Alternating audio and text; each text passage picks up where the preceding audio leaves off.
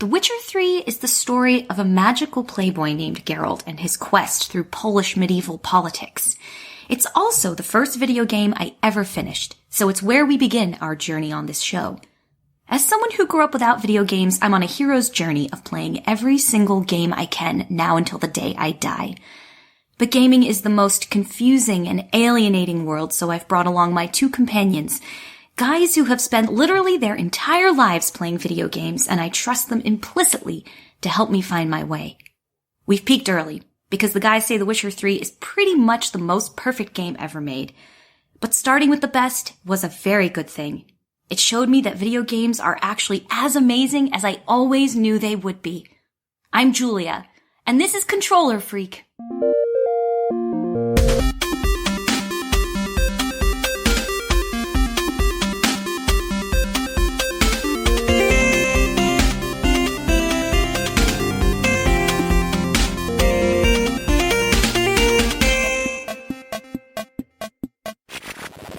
In The Witcher 3, the story takes place in an old-timey fantasy kingdom.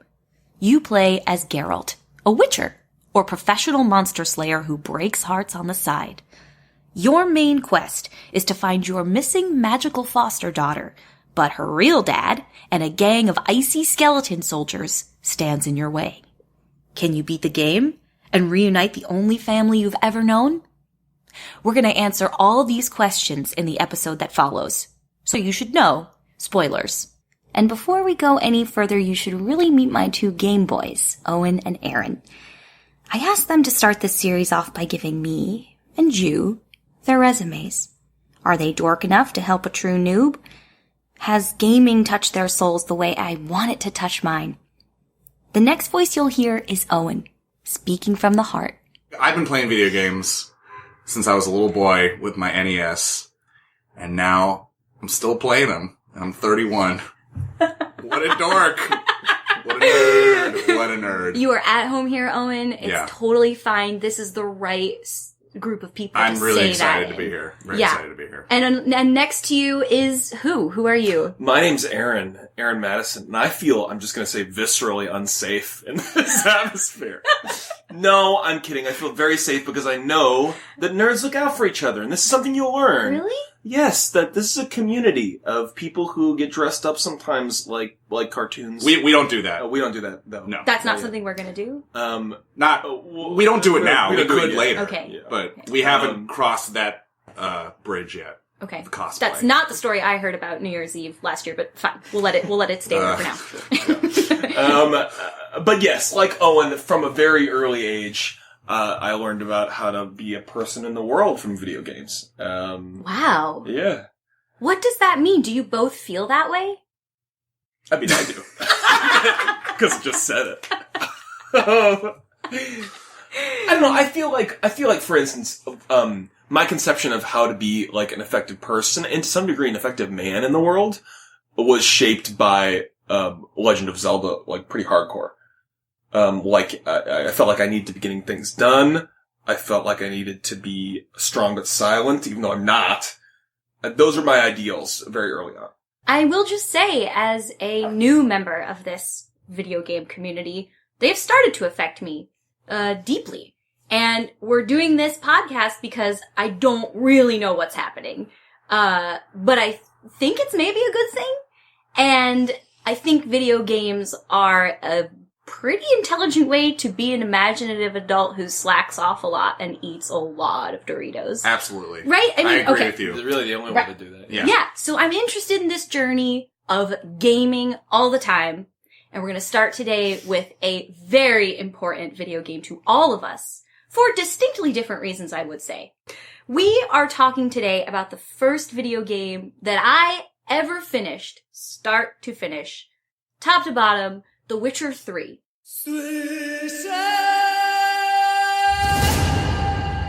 Oh, God. I mean, what can we say? So much has been said about it already. The only video game mentioned by President Obama in Poland at a press conference. That's right. Yeah, That's right. he said the word CD Projekt Red. No, he... That's just you wish. Yeah, he didn't say any, like, actual words about, like, in-depth. He wasn't like, Jennifer or, like, anything like that. He didn't come in. Now, I want to talk about CD Projekt Red. He didn't do that, but No, right. he did talk about The Witcher. Straits of one time. Novigrad. Yeah. No. He did say the words, though. He did say the words, The Witcher. In fact, the last time I was here, Donald gave me a gift. The video game developed here in Poland that's won fans the world over, The Witcher. That's remarkable because it is a stunning game, truly, in all of the different genres we're going to talk about. It clearly does what a lot of other games can't do or haven't done. And this is, I think, this is the first game I ever played, so maybe I'm spoiled. Maybe going retroactively to other games is just gonna seem, they're not gonna seem as good. 'Cause this is so comprehensive and big and interesting and fun. What else is there? But I will say, to kick this off, I did not like it at first. I had a miserable time when I sat down and started playing The Witcher 3. I guess first I just want to kick this off by saying that I don't find Geralt that compelling as a character. But I thought you did now. You didn't at first. I did not at first. But didn't you start to come around to him? I think by the end of this saga, you really love the man. And I think part of that is experience. I think you've been through a lot. Part of it is, it's a slow character. It takes a while to unfold, and it takes a while for you to see why he's different. Why he's not just a generic bleach blonde, platinum blonde, very badly scarred, wounded, societal outsider, which is not a super uncommon archetype and doesn't really interest me. Right, because I feel like the difference is how huge the game is and how good the writing is throughout most of it. That, at first, right, you've got this gravelly voiced, like, I'm a professional, like, sort of regular video game, a super ripped dude who's, like, great at killing things and all the women love him. Like, okay, we've seen this. Mm-hmm. But then, over the course of, like, many hours of gameplay, you see him meet back up with his bros, and then he's like sort of mildly mocking towards his bros and sort of sweet. Yeah, the humor of the game. You see him deal with so many different people in his life that eventually you get a sense that this is an actual full human being who has like these ex-lovers who he's trying to deal with, who bring out different sides of him that are sort of vulnerable. Mm-hmm. You see him trying to be a good dad, which is like sometimes stupid, but he's trying, Mm-hmm. And so I feel like by the end of the game, he's like a full guy to you. And even though he is this like intense kind of, thing-is guy, he's a full guy by the end of it. They talk a lot in the game about how his Witcher mutations have stripped him of all emotions. So you guys are doing right. dueling Geralt voices right now. I think it's important. I know what you're talking about. You're not exactly bursting with enthusiasm. Witcher mutations. They strip us of emotion. I'd be jumping for joy otherwise.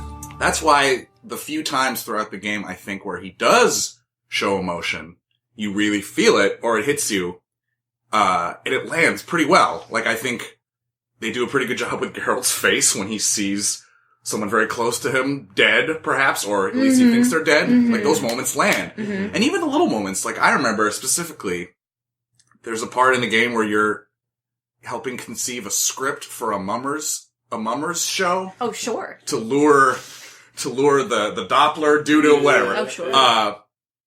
And you're writing this script with Priscilla, this troubadour girl, and she's just kind of just writing the whole thing herself. And he's like, well, you're taking care of all the writing yourself. I guess you don't really need me. And he just kind of leaves. And I felt bad for him at that moment. It's like, Geralt wanted to write the play. Yeah. Geralt wanted his contributions to be valued, and they weren't. And it's just those, I think there's the occasional human moment with him. Yeah. And sometimes it comes in an unexpected place. Sure. But when we first meet him, he's in a hot tub, essentially, and his ex-wife is a serpent or something, and she's like slinking around. Am I remembering this keep wrong? in mind this is a dream. Oh, right. I just thought... What's the problem with that? Do you have an issue? What's the complaint? I do. I just, like, that's... And then he rises from the tub, water drips from his beautiful body, which you admire. The game does not show you his dick because it respects all of the teenage boys who will be playing it. Also, I don't think he and Yennefer ever got married, per se. Which is why you should stay up here. No offense, but in that undergrowth and mud, you'd be like a... ball and chain? Planned to say it gentler, but yeah. Witchers don't get married. And they can't sire children. Does he say sire? He says sire children repeatedly. Yeah. Wow. Right, it is a medieval world. Which I guess brings with it a lot of colloquialisms that again, it's sort of predictable. It's not, that's my other sort of grief or beef, I guess, with the game up front is I just thought the world was kind of sinister and cold and bleak. Absolutely. And for me, I think an entry point, there needs to be some source of hope, and it leads you down a long road of hopelessness before giving you something to root for. And I think maybe that's where the plot really kicks in and starts going. I don't know. How did you guys react to just like the environment? Yeah, it's like, it's a fine line when you set up this world that's full of just really horrible things and like disgusting, violent, horrible things are happening all the time. And it'd be very easy to just have all that there for shock value, to just make it this cool, hardcore, gritty world. But I don't think it's like that at all. I think the world is so fleshed out and so well realized and so full completely that, yeah, it's a really harsh world, but I can get behind, like, I can understand, and it feels real to me and not just there to be shocking. But I think that's just because the writing is so good. And those cutscenes, like, it's one of the only games I feel like where I watch those cutscenes and I sometimes forget that I'm playing a video game. It feels like it's a movie. And it's like not even a cartoon movie. It's like somewhere between cartoon and realistic and live action. So stunningly realized, I guess, right? I mean, comparatively, like I've seen other games. They avoid the uncanny valley pretty well. You look at Geralt and you generally don't see a computer puppet. You see like a dude. They do use the same face about 4,000 times throughout there's one dude with a bowl cut who is every fifth man is that guy. I mean, He's what is everywhere, that? which Why is would crazy they do that? because they built this huge world, It's and such then a weird at the end of it, they're oversight. like, we don't have any more space on the disc. We're gonna have to make this dude's face almost every face in the world. And it's an amazing testament to the game that it does not detract in any way. And it is shocking in The Witcher because that doesn't happen. It's such a good the game. Same motherfucker The every time. same guy. Yeah. And I know exactly who you're talking about. I can conjure it in my brain. I can see Whether right he's now. a redhead, brunette, He's freckles. He's like the first guy. It's like you and your dad out hiking is how The Witcher begins, and you're like trying to find Yen. Yeah. And then you're trying to find your ex-wife, basically. Your ex-wife. And then I'm pretty sure the first brew you see, other than your dad and Yen, is this, like, guy who's, like, a griffin is attacking him. And little do you know, he will become your best friend over the course of the 300 hours you spend on this game. Yeah. God, it's so true. And I mean, that was a slow start for me for this game. The whole griffin thing, White Orchard. Yeah. Well, we will also get to this later, but Julia missed a lot of this game through not doing any Witcher contracts. Right. Julia avoided side quests pretty severely. Julia had her eye on the prize. Yeah. And she stuck to her motivation, and, she didn't want to go down any side streets. Which leads You're laughing a lot, Aaron. Yeah, well, which explains why Julia's Geralt is, like, extremely cash poor. Julia's Geralt can't afford to repair his shitty boots. He can't afford swords. He's got to sell, like, important shit to him to buy food to eat, to heal. He probably doesn't even have strong alcohol to brew potions. Oh, for fuck's sake, which you can find on any, like, abandoned dwarven ship or whatever. Give me a break. Along with some fist tech for those of us who need a hit. But, like, yeah, right. So my Geralt didn't really go down a lot of side streets, maybe the way you guys did. I assume you did them all. Am I looking at two people who did apparently them? you found some abandoned dwarven ships. I don't know where you've been playing. Fucking you know what I'm talking about. No, he doesn't. No. Okay. No, I mean, you can't, you can't throw a rock in The Witcher without hitting some guy's corpse who wrote a diary about where he hid his golden dildo. You know, You're absolutely right. You're absolutely right. See, every time you go 20 feet west, you're gonna find a hidden treasure. Right. Which is great. But still somehow you managed to stay. Whenever I would look at your save, it'd be like you have 20 gold, and like Geralt looks gaunt, and like he's getting bills from it, from Vesemir. He would Vesemir's pick like a sandwich off of a dead bandit every now and then, along with a blackjack, and he was fine. You didn't hear him complaining about it, okay? Yeah. I thought first video game, we need to take this serious, Julia. Don't get distracted by any bullshit. But I guess the bullshit is maybe part of the narrative.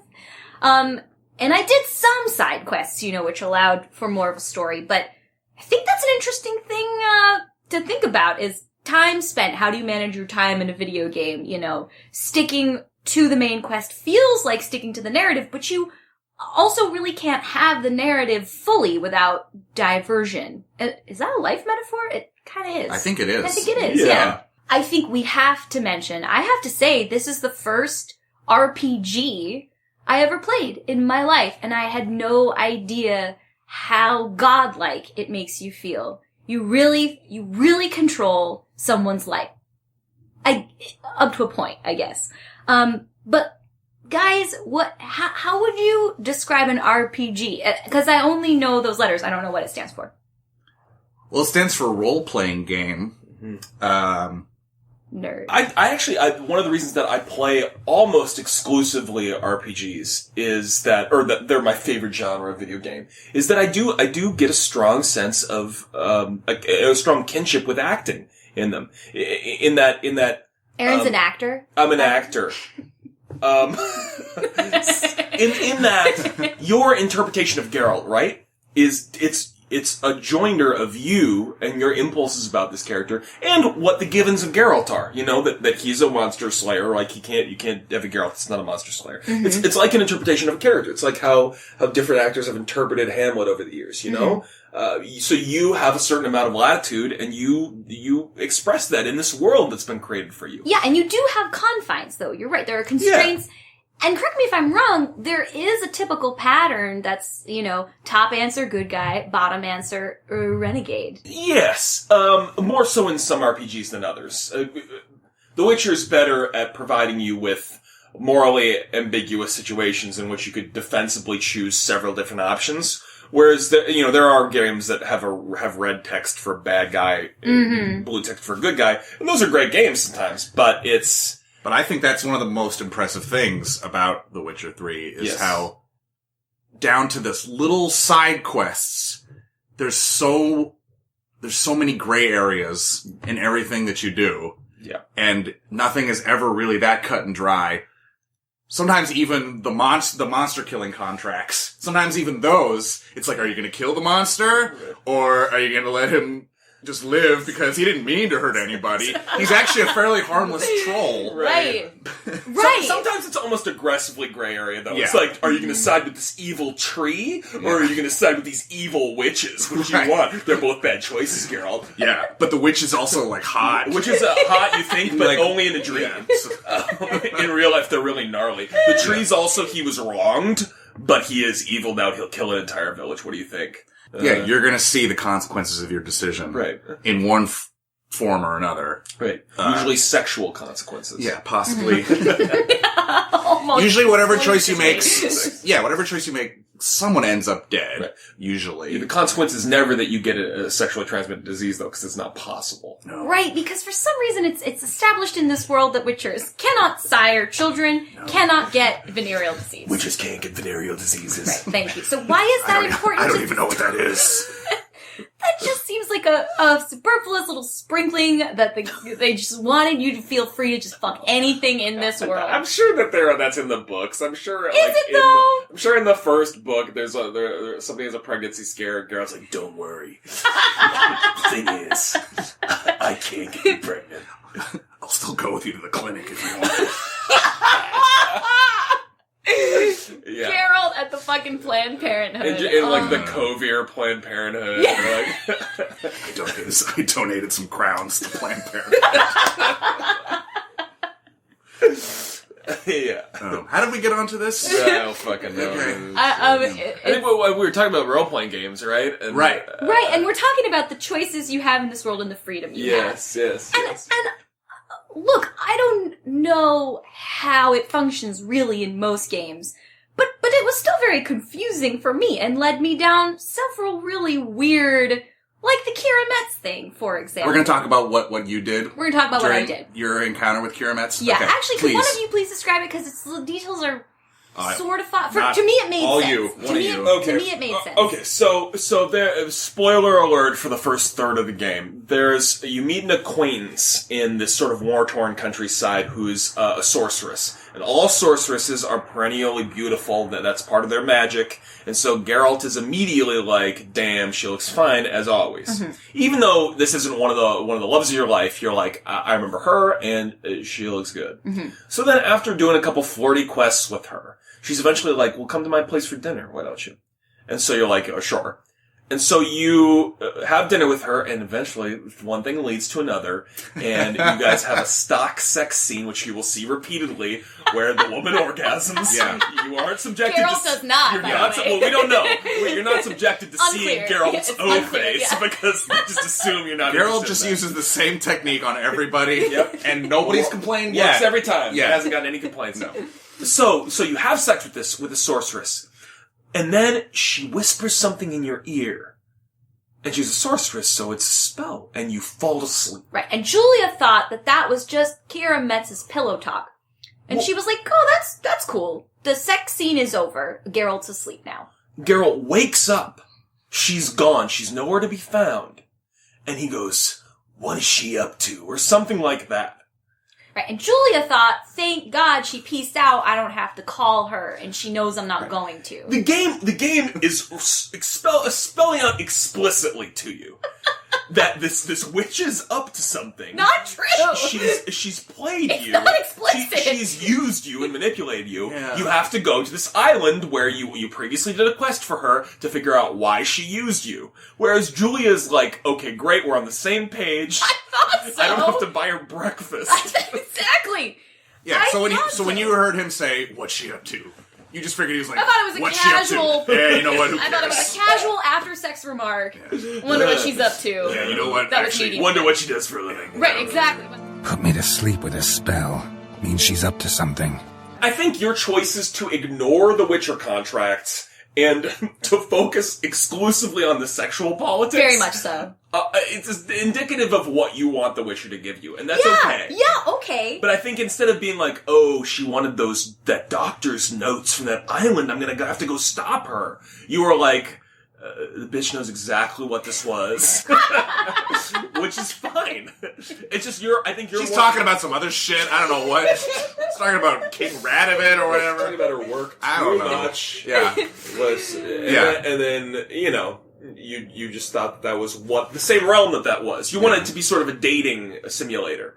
Very much so. Very much so. And maybe that's an interesting thing to sort of frame our discussion in, which is maybe video games are a little bit what you bring to the table. It does kind of allow for that experience, especially a game like The Witcher. Mine was very sexually charged, you're right. Mm-hmm. It was all about the babes, and like alright, let's be fair, the romance, I like to think. Sure.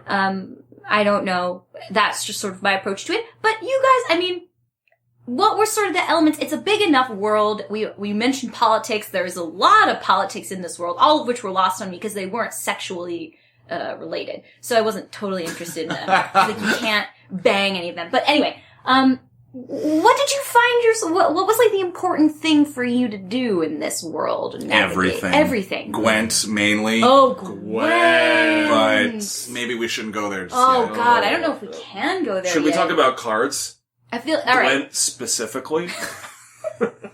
Give us a Gwent primer, you guys. Well, I mean, okay, quickly for me, when I first started playing the game, I didn't give two shits about Gwent. I didn't like, this is a mini game. What a waste of time. I don't know how this works. Like, you gotta collect all these cards. You can buy them. It's just, it was too much. Didn't care. But then, I don't know. I started playing it, and I've fallen in love, you guys. Well, cause you don't... With Gwent. I've maybe played more Gwent than the regular game now. Been a while since I played cards with a subject of His Imperial Majesty. Game of Gwent. Let's lay him down. It's amazing that our hobby is video games, right? And then when we're playing a video game, the character that we're playing has a hobby. That we threw So in meta. play. Yeah. And you can ask anybody to play Gwent at any time, and it just doesn't even make sense a lot of the time. Right. Like, you go to a brothel and you, like, talk to the madam. She's like, what do you want, witch? One of the girls? He's like, no, but I wouldn't mind a few rounds of Gwent. Only need my hands for that. And it's just like, why? The madam? Really? Until a recent update, like the vanilla version of the game without any patching, they didn't program the people's faces to react when you said that you wanted to play Gwent. And so there's a shot of you being like, a round of Gwent would be nice. And then it cuts to the person and they just stare at you blankly like they're like, God damn it. In the mood for some diversion, a game of Gwent would be best. Why is anyone playing Gwent at all in this horrible world where your loved ones are constantly being killed by monsters and Great question. And also, nobody in the world, even though everybody plays Gwent, nobody in the world is like, hey, you're Geralt from Gwent. Hey, I have your card. You're Geralt from the game Gwent.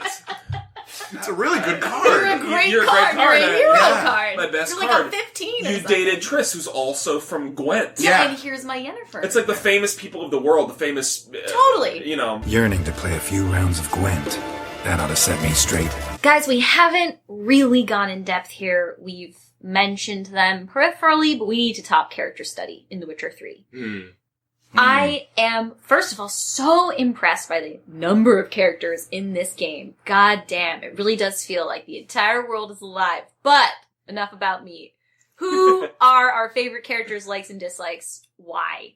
Zoltan, although the voice actor for Zoltan is top notch, so that's a big I've part got of it. Zoltan too, you know, because Geralt, bastards getting away with my coin. Damn it. What a great bro. You know, he's got your back. You can tell that he trusts Geralt, and Geralt trusts him. You ask Zoltan for a favor, or at least I did, late in the game, that he can't do. Because it's not politically possible. He'd be murdered for it. Because he's a minority. He's a dwarf. Right. And the temperature is not good around dwarves in the city. Right. But you can tell how bad he feels about it, but also how bad Geralt feels for not having anticipated that this was an unreasonable thing to ask his friend to do. Which is a crazy nuanced thing, like crazy nuanced social situation for you to find yourself in a video game about killing monsters for a living. That's so I'm right with you on Zoltan. I missed a lot of Zoltan's story. You know who I we're did talking not about do right his now? quest. Medium. He's the little dwarf with Right. the beard, and And he's into Gwent. He's Yeah. very I didn't Gwent. do a damn thing for him. I feel bad. He comes to see your play. yeah. Does he When really? you're in the Mummers show, he Yeah. comes and he's like, I wouldn't miss it for the world. He's super into it. Geralt on a play. Yeah. Yeah. Now I know what you're Like, talking you about. know, yeah. Okay, I got it now. That Okay. flawless impression. Yeah, that blew guy, you in. God, yeah, the voice is so good. The voice actor's really He's good. got a great That voice. does really affect how you feel about the characters, doesn't it? Absolutely. It made totally. me really prefer Yennefer over Triss. Yeah. But Yeah. we'll get there. That's And a whole other- Dandelion has a shitty voice. Oh so my you don't care about God. him. Dandelion! 'Tis I, though the scum of the city call me the Crimson Avenger. Dandelion's just a shit human being. That's another reason why Zoltan is so good. Is that your other choice is Dandelion of Geralt's like pals, Yeah. and like Dandelion's just such an insufferable little. Yeah. Geralt, as opposed to Geralt. Geralt, That's a spot on. welcome to my inn, Geralt. I love women. Sure. And he really does. They bill him as like a playboy, and he's just a fucking. Don't little... you just believe it 100%? This guy is a player. Yeah, he runs Everything around- about him, from his voice to his outfit His outfits. to his general cowardice. I hope you're not mad. You can't be. My plan was perfect. Aaron, favorite characters, likes, dislikes of the character world? I did love. I mean, it does have a lot to do with voice acting. I did love Zoltan also. I mean, you gotta give a shout out to Charles Dance doing Emir. Oh, yeah. Yeah. Especially because Emir is interesting because he's so entitled and he's so high status and but he's not a bad guy, you know? I did not have you brought here for an exchange of courtesies. Report. He's extremely powerful and he uses that power and sometimes conflicts with people and he's super imperialist, which I guess is a bad thing. But he's generally tolerant. He's not nearly as like racist or awful as most of the northern rulers. And he puts Geralt in really interesting situations where Geralt has to be like, how do I get through this without compromising my morals, but also without losing my head, you know? So I like him. Let's think. Other cool... Guys, do you like Vesemir? He's my favorite character. Really? Yeah. Oh. Yeah, I liked him so much. I didn't do his quests either. Last I heard, my dear, I give the orders around here, not you. You love Vesemir. Anyway, I love love him. Vesemir. I thought he was a nice, like, paternal figure for Geralt. It puts Geralt in the context of someone who answers to someone, and I thought that went a long way in shaping Geralt for me. Yeah. And Avalach. Avalach. Can we just talk about how weird Avalach is for a minute? Well, he's an interesting case, I think, actually, because the whole game, everyone is like, Avalach will betray you eventually. Like, everyone's talking about how you really think Avalach's intentions are pure? Like, he's just using Ciri. And the whole time, you think he's gonna betray you. He never really does. Spoiler alert. I don't think he does in the way that I was expecting. Well, spoiler he alert. is serving his own purposes, right. Of course, and he is thinking about himself. But I don't think he ever does it in a way that compromises Ciri or you, or he never sells you out, right? Well, which I was kind of expecting. Spoiler alert, they make you think that he does. Right. For hardcore, for about, 10 minutes, you're like, oh my god. Is this when you're in Underground and you're going through his lair and his paperwork and stuff? No, I mean, that just really reveals that he's got a side bay, and that Right. he has a chart about Ciri's lineage or whatever. You don't really find anything incriminating there. Right. Well, you think that he's betrayed you at the very end when Aerodin is like... Oh, right. Big spoiler alert. When Aerodin is like, you've been played by Avalach. Mm-hmm. No, I know. A lot of people say that throughout the game. Like, he's playing you. Like, a lot of that. And so I think that's just set up for you to be like, oh shit! But then that doesn't, you're right, it doesn't happen. Right. It's Ciri's on board, it's all And on board. Because in many RPGs and games, there is that character that, like, okay, this dude's gonna betray you later. Like, you know it from the second. The little finger of the game. Yeah, because of usually because the way his face is animated. like one of his eyes is one of his eyes is kind of closed, and you're like, what's this guy about? Or like legacy voice actor who's like done VGs since like PS1 times, who's like overdoing it. Yeah, and he's like, I'm your best friend. And you're like, this guy's gonna try to shoot me in the back at some point. I know it. Why are you helping her? Because she is a danger. A mortal one. You look at her and see a human, a ward, a daughter even. I look and see the elder blood. Guys, let's talk about the thing that I really want to talk about, which is the women. Jesus Christ, women in video games are stacked. They are stark. Okay. And I didn't know. Maybe graphics have caught up to, like, they just look so flawlessly beautiful. We should tell the listeners that when you say stacked or starked, what you mean is flawlessly beautiful. You don't mean necessarily that they have the biggest boobs. Right. It's not about breast size. Right, I'm unclear why you would single out breast size. When I say stacked, I am talking she is toned. Right, okay, just wanted to make sure that... Stacked. Yeah. It's like stacked. Stacked. Yeah. Stacked. All right. So who's the most stanked up babe? Yeah, who do you think is the most storked babe? Guys. You go first, Julia. Yeah. Thank you. That's a nice courtesy as the woman in the group. Let me tell you, the storkedest babe has got to be Geralt's daughter, and I use that term loosely. Ciri. I think Ciri is toked. I think she is fucking hot as shit. And the fact that she's just like some character that you kind of can't really sleep with because it's not totally cool that'd be weird. and allowed. Really no, awful. I don't get it. It's fine. Awful. It's fine. Is just a really unfortunate cock tease. So I like hot, medium okay looking scar. It's a very unobtrusive scar. It's fine. Great body, great face. She has a cool zipping around power that just is hot. You do a sexy snowball fight with her. Give me a break, he's her dad. Give me a break. They have like a sexy, sexually charged snowball fight. I love that you think that snowball fight was sexy. Sexually charged. 100%. Wow. dripping with sexual tension. Wow. And here I thought he was just doing it to make her feel better because she was sad. Yeah. I was like, this is a ticking time bomb you're like, this is tension. the opening scene of a porn. Absolutely. Yeah. I was like, I've seen that porn. Wow. Those guys are going to bang in the snow. Wow. So hot. So when he has to choose between the loves of his life, I'm like, God, what a wasted opportunity. I didn't think he had great chemistry with either Yennefer or Triss. And I was like, what a weird way to structure this story and make the third option sort of unreachable. Unless you dig for Witcher porn, which, by the way... Anyway, we'll get there. Word.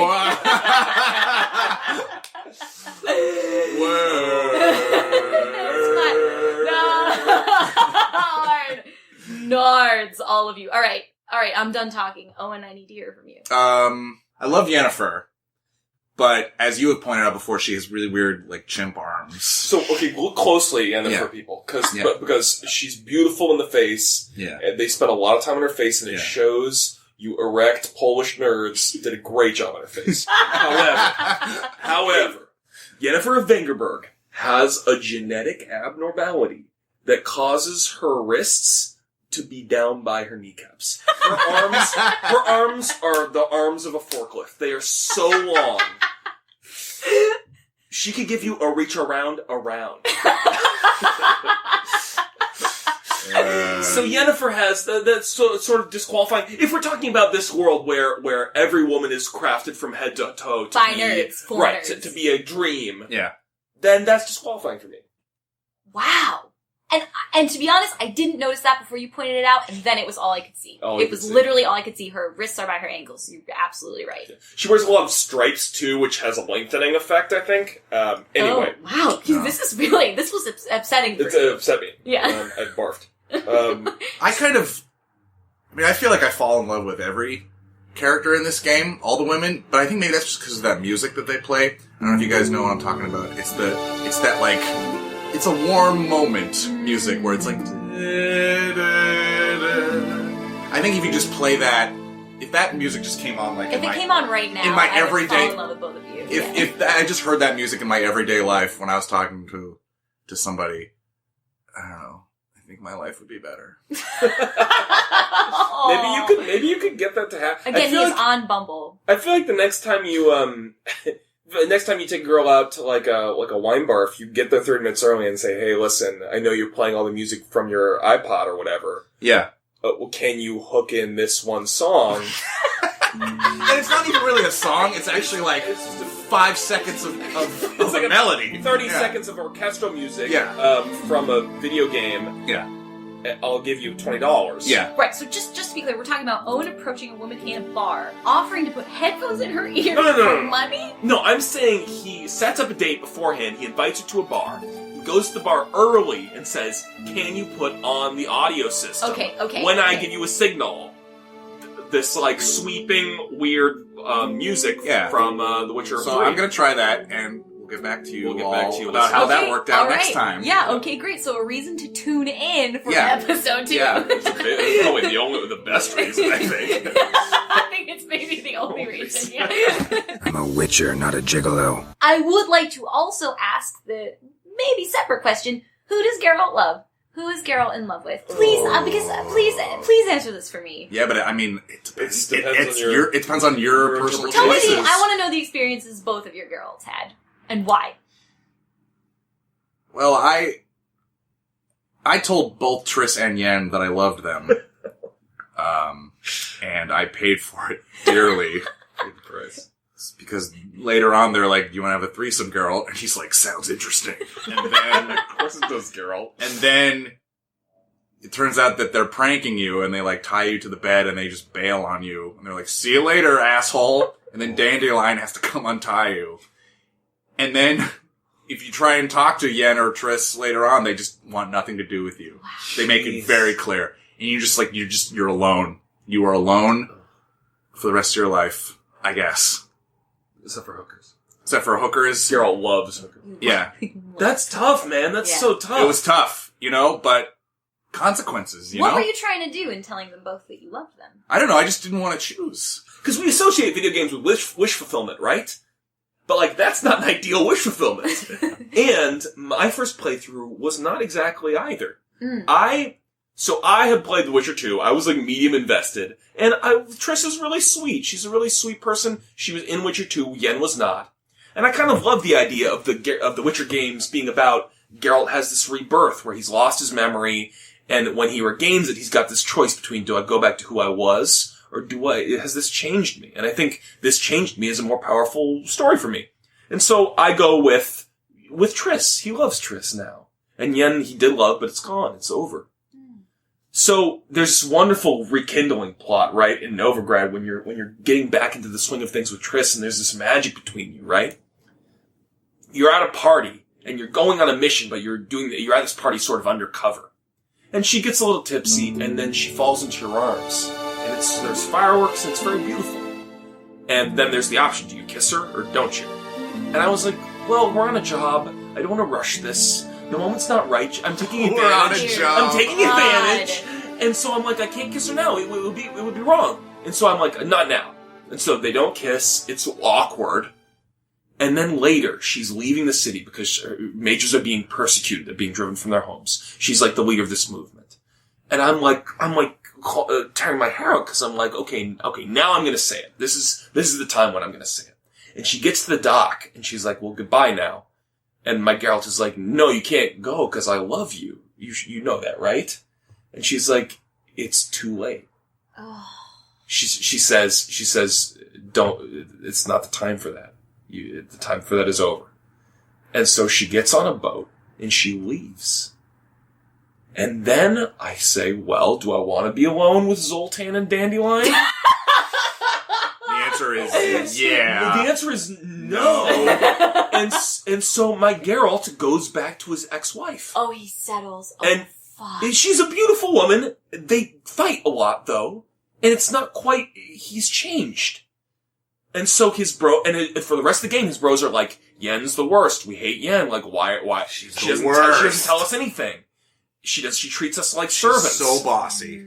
And he's like, and my Geralt was like, yeah, well, you know, cause there is a love there, but it's sort of stale at that point for me. Yeah. But that's who he ended up with, and he loved her. He spent the rest of his life with her. No, do you guys remember when Ciri, you find her and she's like stretched out? You and Ciri? I had no idea. Stretched? I really did not think you were this into her. She's like stretched out in her like Sleeping Beauty pose.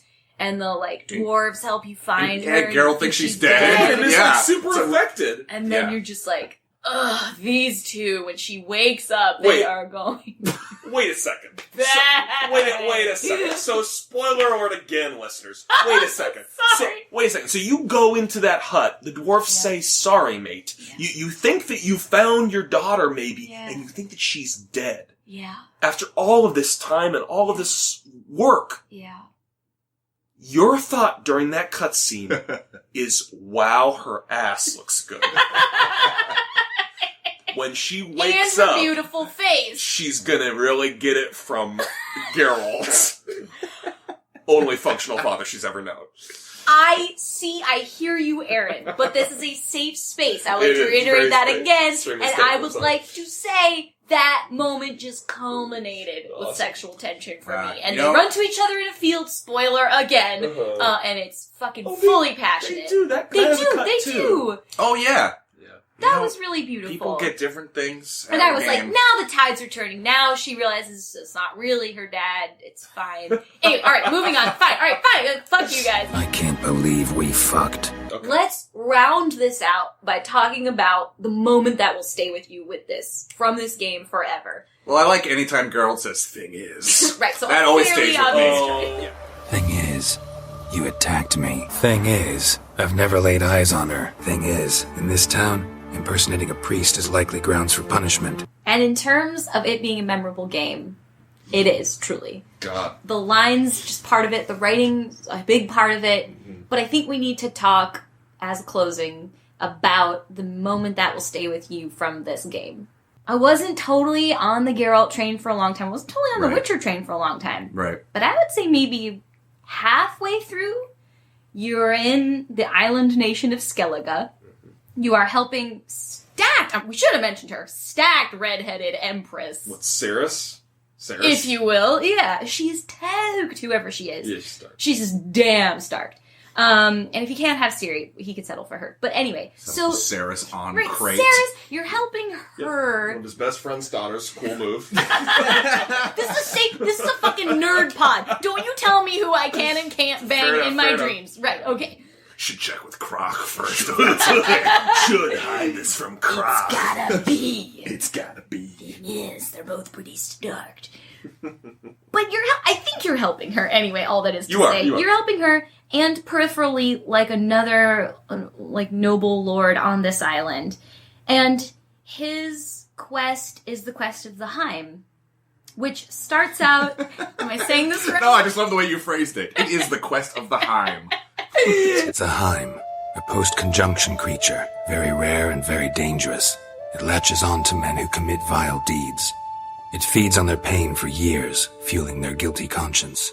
I hope our the listeners Heim get that. is there. Yeah. But you are on the quest of the Heim, or the Heim quest, and it was just sort of an average, ordinary thing for me, up to a point where when you finally take this curse, essentially, off of this guy, it's an actual physical thing. I think you have to throw a baby in an oven. There's something, some sort of traumatic thing that you have to do. But you break this man's curse, which becomes clear it's like a guilt curse that forces him to feel responsible for the death of his brother. And the way Geralt talks him down out of this made me cry. And I don't know, I think he says something like, it's a parasite, and now it's going to feel a little bit different that you're not living with this parasite. Mm-hmm. And the idea that this is such a fleshed out world, well, that is such a human thing of letting go, or a parasite being a crutch. Like, in a similar way, it can feel to let go of, like, depression or something that you struggle with for a long time. Letting go of it and learning to live without it is hard, feels weird, feels icky, and it was such a, like, beautifully rendered human moment that I was like, holy fuck, I'm crying at The Witcher. I didn't see that coming, but that was a turning point for me in terms of how invested I was in this game, and it made me feel like video games are really a human experience at the end of the day, and they do know what they're doing. Even if it's just something you bring, it's a good place to bring it and have it realized. So yeah. Yeah, it's a good place to bring your own mental, your own baggage. Your own mental Absolutely. problems. Absolutely. Sure. What about you guys? For me, I mean, at the risk of getting a little spoilery, I'll try not to go into too much detail about the end game. But you see Geralt go through so much in this game, which we touched on a little bit earlier, but you see him, like, choose who he's going to spend the rest of his life with, right? You see him choose the love of his life. You see him lose a parent figure.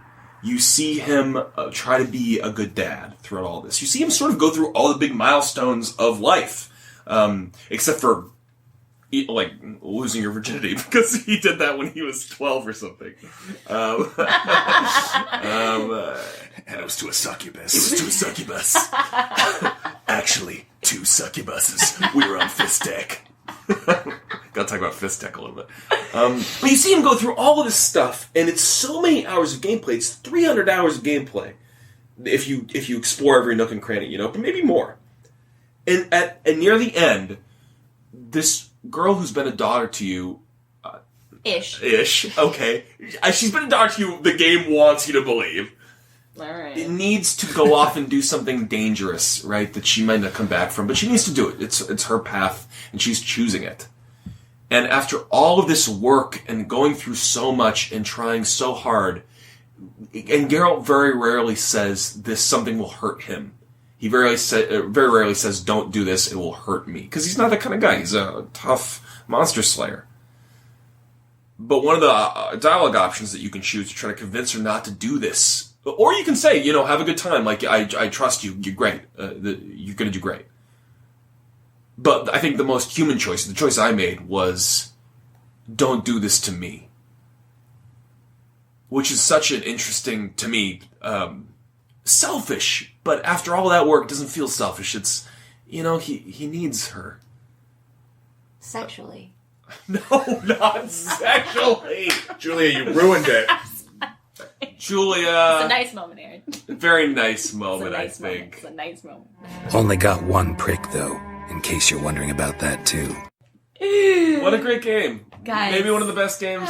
Guys. And what a great introduction for you. The Yeah. first game that you finished. Game of the year. It's all downhill from here, really. Yeah. It's all... What does she have to look forward to? Overwatch?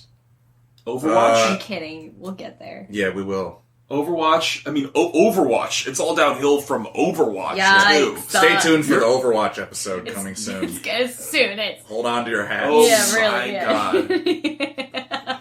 It does. It feels like I peaked. Yeah. And even though I didn't understand a lot of what happened. It sets the bar very high. No, I mean, Yeah. what have you got in store? No You've got, question about it. Call of Duties. So this is it. This is, even for you guys, experienced gamer to brand new gamer. This is it. This is one of the best games that was ever made. Wow. Absolutely. Wow. And I agree. It really does what it sets out to do. And a lot more. Don't you feel like you've lived a little bit of another life now? Is that how I would phrase it? Maybe. Okay, good note to end on. Fascinating story. Any chance you're nearing the end? But guys, with that, I think we might as well conclude the pilot episode of Controller Freak, a video game podcast about video games and gamers. I've had a lot of fun. I've had a lot of fun. Did you guys have fun? Yeah. Yeah, come check in with us whenever you finish one, and we'll be right here. Okay. Playing with action figures or doing something, Yeah. I'm, when we're done here, I'm gonna go home and I'm gonna cry. In the mirror. Wow. How did you like that, Silver? That does it for our very first episode. We hope you liked it. Please come find us on Twitter at ControllerPod so we can all hang out. We'll be back in 2 weeks with a brand new second episode. We're going to talk you through the original Mass Effect. See you there.